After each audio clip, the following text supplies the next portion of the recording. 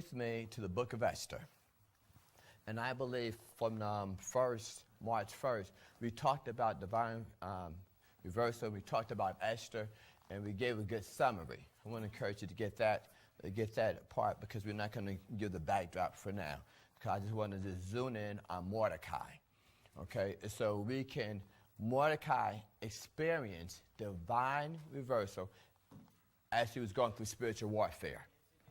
It was not an easy time, and God just blessed him.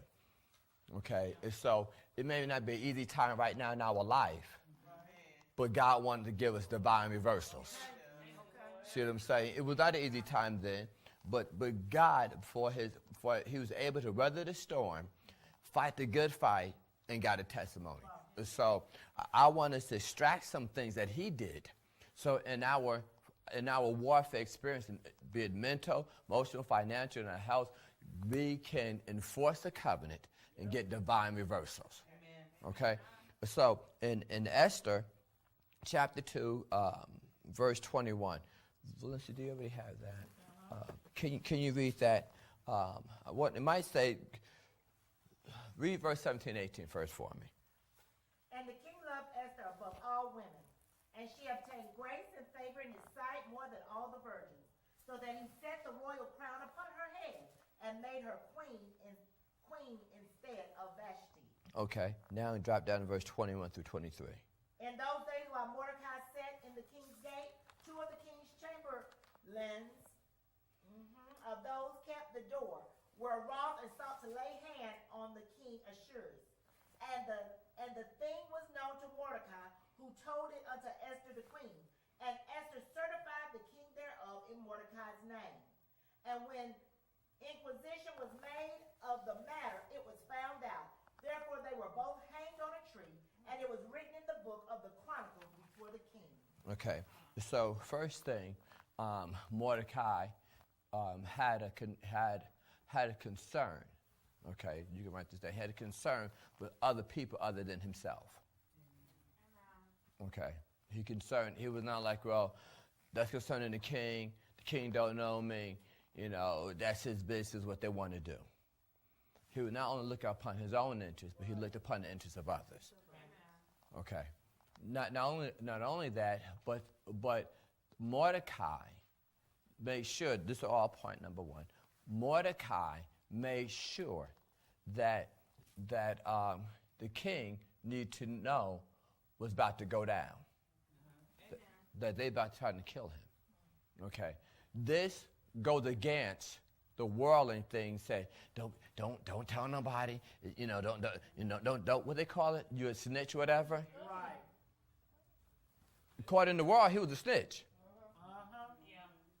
But the part here with regards to you, whatever you need to know concerning your life, God will make sure you know it. Oh, yes. So you never have to feel like, oh, God, what they saying about me, who talking about me. No, whatever you need to know, God will reveal it to you.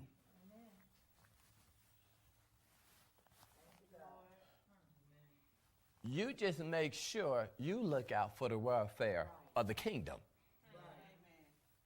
See, Mordecai was looking out, so you want to have the same spirit of Mordecai. You want to look out for the welfare of the kingdom of God. Amen. You want to keep the King of Kings in the best interest in your life. Amen. You want to represent God in a way on the job and home and life that keeps the King's best interest. There's enough negative things people say about Christians. You don't want to be named among that. Right. Okay? So you want to keep the King's interest. Okay, so Mordecai, he wanted to keep the king. He was looking out for the king. Now, this is not right. The king maybe not even know Mordecai at this point. But Mordecai, because he loved one, Esther, he said, no, you need to tell him what's about to go down. So Mordecai had a love for the king. Okay? So that's all point number one. The second thing about Mordecai was a worshiper. Okay, he was number two. So the first part of your divine reversal is you having an interest for the King of Kings and Lord of Lords in your life. You want to keep the best interest of the kingdom of God. You want to represent God on your job, in your home, in private, in the public right. All right. Amen. As you're the only Christian. That's good. Because you may be the only Christian that you're dealing with on that job. Yep. They send them and say, oh, I like you, all of that. But you know you're a Christian. Right. And you may be the only one. So you would do them a disservice. You're not representing Christ right. You're not looking out for the king. You're looking out for your own interests. See, so Mordecai was not looking out for his own mind. Mordecai's living. He's not about to die. There's no assassination on his life. But there's assassination on the king's life. Okay? So Mordecai's not been selfish. Are you there? And I went back to point one. But point number two is he was a worshiper, I said. Haman wanted Mordecai to bow before him. Okay? It was the Jews in honor to bow, but not like what Haman wanted, as Haman as a divine being. No, we don't do that. We bow in respect like that, but I'm not going to prostrate and all that because, no, you're not a divine being. No. So the second thing is, Mordecai was a worshiper, a deep, convicted worshiper. So for your divine reversal, I got to represent the king in the best interest. Secondly, I got to be a strong worshiper. And your worship, not only I worship like this, but he's not in church. He's dealing with the person. So people who you work with should see that you're a worshiper and how you deal with them. See, so therefore, when the world trying to get you to bow to their sin and their craziness, that's when you say, oh, no, I don't bow to that. All right. No, I don't bow to those games. I'm a worshiper. See, so, and by you saying no to the pull of the flesh and to the pull of the world, you're showing them, hey, no. And so when they ask, I'm a worshiper of God. Right. Ready for this? They already know that you're not like them, in case you don't realize that. Right. They know. They just push an envelope to see how close can I get you to be like me. And perhaps maybe I can get you eventually to be like me. They already know. So why you think, because you didn't say you're Christian, remember we're spirit beings. Yeah. Spirit, we know each other by the Spirit. That's why you find a bully to go to find a weak person to bully them. But notice a bully don't go to another bully. They say, oh, you bully, I'm bully. Then they'll come over somewhere else and rah, all of that. But if that bully is connected to that person, when that bully rises up, oh, my bad, I'm sorry, my bad. Why could spirit no spirit? That's why messy people find messy people. Every time. That's good stuff. Come on. Okay, so what happens here? So now when Haman trying to get Mordecai to bow, he said, no, I'm a worshiper. I'm not bowing. So you got to make up in your mind, because I'm a worshiper, I'm not going to bow in private and I'm not going to bow in public. I'm not going to bow to the music. I'm not going to bow to the realm of my flesh. I'm not going to bow to that lying, to manipulation, to deceitful. I am not going to bow because I'm a worshiper. This is spiritual warfare. This is a fight. So this is intense. This is not what Mordecai is going through, guys. This is not. Oh well, I'm not going to bow, because he know this man hate him, pure hatred. But no, God, I'm gonna trust you. I'm going to trust you, God. So second thing, your divine reversal and your intense war. The first thing, king's interest. Secondly, that you're a worshiper, you're not bowing. So you got to ask yourself, what am I bowing to that I don't realize I'm bowing to? And if you know you're bowing to, okay, today I'm going to start bowing to that, because I'm stopping, not the devil, I'm stopping my divine reversal. And right now, the Mordecai anointing is coming upon the people of God, that we're going to experience divine reversal. Because we're going to pass point 1, and right now we're passing point 2. So by the time we get back to work, and they're talking crazy, I'm a worshiper. I'm a worshiper. That's good. Come on. By the time other things say, you by yourself in that car, you ready to turn to that crazy music? No, let me play the music I need to be listening to. He's about to go back in old thoughts and wait a minute, no. God delivered me from that. Did I forget where I come from? Has it been so good that you forgot your mindset? And he's trying to pull you back? No, no, different year. As a matter of fact, this is my best year of my life. And the only way it won't be good, my best, if I decide not to make it my best. So since therefore this is divine reversal, I'm going to do what the Word of God, what God did for him, because God no respect of person, is happening for me. It's not going to happen.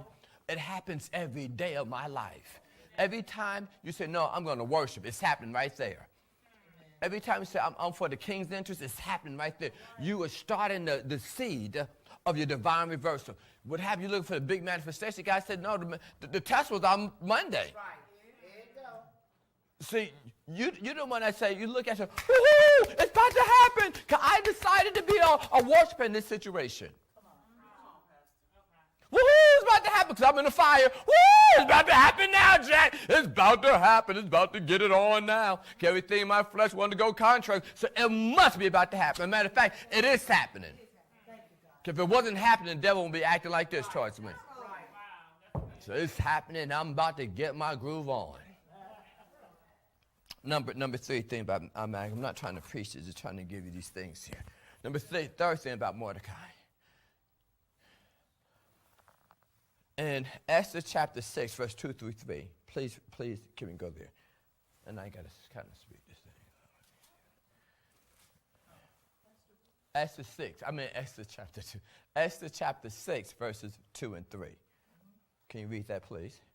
And it was found written that Mordecai told of those two of the king's chamberlains, the keepers of the door, who sought to lay hand on the king Assuerus. And the king said, what honor and dignity have been done to Mordecai for this? Then said the king's servants that ministered unto him, there is nothing done for him. Now look at that. Now trust. Trust the Lord. Write this down. Trust God. When you do is right, trust God. Right. See, we got to recognize there's time sometime between one verse and another verse. Okay, so you might do an act of trust today, and you might not see the manifestation maybe 3 weeks later. But see, in those 3 weeks, get this, and all things contrary, you know what the enemy trying to do? Trying to uproot the very good so you won't get the manifestation. So they try to get you feeling like, wow, I'm doing all of this and nothing happening. No, you did the good thing, but when he came back afterwards, you uprooted that seed and recognized it. Wait a minute, connect the dots. I did this thing good. This started happening. Oh, it must be working. No, let me keep my mouth shut. Let me harness my emotions, because I'm about to see a manifestation. So he does this kind act, okay, not knowing the time span between when the manifestation. He does, and nothing happened apparently, okay. When you do good, don't uproot your seed because you don't see nothing good happen immediately. Trust God. Mordecai, when you worship, see, the more you spend time in worship, it keeps the presence of God real in your life. God's not a head relationship, it becomes more a heart relationship. Okay, so therefore he does good, but nothing appeared to happen. Then, okay, know something about God in your life. When you walk with God, you got to know something about him. If you're going to walk with him, what I need to know about God, I need to know Ecclesiastes chapter 3. Can you go there real fast? See, 'cause you're already in the doing. You're not going to do. You are doing. When you put the king's interest first, you are doing. When you're worshiping God in front of those people trying to get you to go contrary, you are doing. That's doing the word. And James said, when you do the word, you're going to be blessed. So you don't have to wonder, am I going to be blessed in the situation? Are you doing the word? If you're doing the word, then you're going to be blessed. Just keep on living. Go to sleep, wake up. Go to sleep, wake up. Go to sleep, wake up. Work, go to sleep, wake up. And watch your life. And watch how that thing work out. If you don't see the manifestation, watch your life. Why is it not working out? See, I come to church, I'm doing the word. You came to church. You did the word. You did. You should be able to say, what word did I do? Hebrews chapter 10, forsake not the assembly. So I am doing the word, but it doesn't stop when I came to church. Just like, think about it. Who goes to a gas station, get gas in the car, and then don't drive off? You went to the gas station to get gas. You got filled up, and then you just stayed right there in the gas station. But you need to go to work. But you got to run errands. But you got to get things done. Well, I came to church, and I went to get gas, and so after you get gas, you do what? You work out that gas. You work out that gas by when you start driving off. Okay, so when you come to church, you're getting filled up. I'm the gas attendant. Okay. Your mouth is open or your spirit is open, and I'm pouring spiritual gas in the womb of your spirit. Now, you are the determining when, based on, ready for this? Oh, my God. You are determining, say you're on E. When I'm filling the gas, you pull out, you close your spirit, man, because when you get heard one part, you got convicted. You closed up. But yet you're on E, though. But yet you're on E, you say, okay, I don't want no more. So you start thinking different. You start letting your mind wander somewhere else. But I'm still pouring gas. But see what's happening now in your life? The gas is spilling out. I don't know the gas is spilling out. Your loved one don't know the gas is spilling out. But once we leave here and you're still talking the same, that means you close the tank up. When everybody else, woo, yeah, let's do this. We launch out to the deep. We're going for it. You're like, man, I don't know, maybe. They're looking at you like, why you close the tank up for it? Right. You came to church on E. Yeah. Who does that? Who go to the gas station? Somebody say, hey, I want to fill your tank up for free. Do you say, no, I don't want no, I'll go on E. You say, oh, thank you. You don't, strange. Sure, thank you. Because you know you need that gas. We have enough recognition to know that we need the spiritual gas, but when it starts coming, don't close the tank up till you get filled up.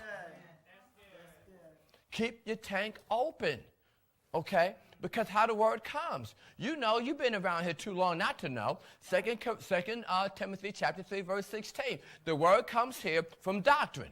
The word comes by way of correction. The word comes by way of reproof. The word comes by the word of exhortation. So therefore, when the doctors come, oh, you like that part, the tank is open. But when the spiritual gas comes as correction, Johnny, oh, keep the tank open, you need this. Keep the tank open. Okay, it don't feel good to the flesh, what the pastor was talked about. Okay, he's trying to get, we can't get to the other side in our feelings. It don't feel good right now, but I'm going to keep the tank open. Amen. It don't feel good. Reproof is coming. Your phone starts. Oh, yeah, I can get distracted. Keep the tank open. Or better yet, the gas is coming. All of a sudden, let me go over there and see what's going on here. You know good about nothing over there. Right. All of a sudden, I want to close the tank up. But who's empty? Me. Right. Me, Lord. Am I helping somebody? So since we're here at the gas station, keep the tank open. Okay? So mind you, so I said you have to know something about God. Because he did a good act, and what happened? Nothing. But when you know God, you know all or nothing happened what? Right then and there, that doesn't mean nothing not happening. Right. So when somebody says, I ain't seeing nothing, apparently, guess what? They don't know are they with you 24/7? Right. So you're going to let someone define what you're not doing. Wow. If you went to church, if you're doing the stuff, just because they don't see the outward manifestation, but you know you're doing, then you don't have to get in a war worse with Ward to convince, oh, okay, appreciate it. But you know you're working it. You're working his word. Right. So in a matter of time, all will see. No, most of us did not see at the time. We'll use somebody recent. Mayweather. Mm-hmm. Most of us don't see Mayweather practicing or training or sparring, but we all know he does it. Because when he get in the ring, it's manifest. So most of us didn't see when the spiritual gas or the instruction gas is given to him, because we all know he didn't come out. He may have had it in the natural heritage, but he had to get some instruction, reproof, correction. No, you're doing it wrong. Tighten up. No, you ain't going to do it like that. No, it ain't going to work like that. This is how you got to do it. We didn't see that, but apparently he was taking reproof, correction, instruction. So when the time came in the ring, we all saw he received correction, reproof, and teaching. He became that. Be like, wow, man, I want to be like that. Well, he said, wait a minute. You glorifying me in the ring. Dude, who you should be glorifying, I want to use the word, who you should be giving the credit to is my coaches, is my trainers. Right. Yeah. Right. That's good. Because I won't be in the ring hosting up the trophy had they been teaching me. Right. That's good. But I had to still receive what they taught. So because they know I received it, because when the fight came, I won. See, we are in fights every day. Every day. That's good, Pastor. And God wants us to hold up the trophy, not just on the big days, the big manifestation, but no, every day. By the end of the day, you should be going home. Honey, did you win today? Husband go, yeah, I won. How did you win? I had this battle. And guess what? I was tempted to lie, but I didn't lie, baby. I thought about our prayer, and I hosted up. You go ahead. That's what I'm. How did you? Well, guess what? I'm about to get in word with war, and worse, but guess what? I host up that trophy. I remember he didn't have no rule over his spirit, like a city broken down without walls. So I got rule over my spirit. I host up that trophy. Son, how did you do? Well, I was in school today, and there's a little peer pressure. What did you? I gave him the word. So you hoisted up that trophy. Daughter, what did you do? Well, let me tell you, this is going on, and I said, I remember what you said. I can do all things. I host up that trophy. So every day we should be going, by the end of the day, hosting up the trophy. Not looking for the big moment. Every day is big. Because if we don't make moments so small, there'll never be big moments.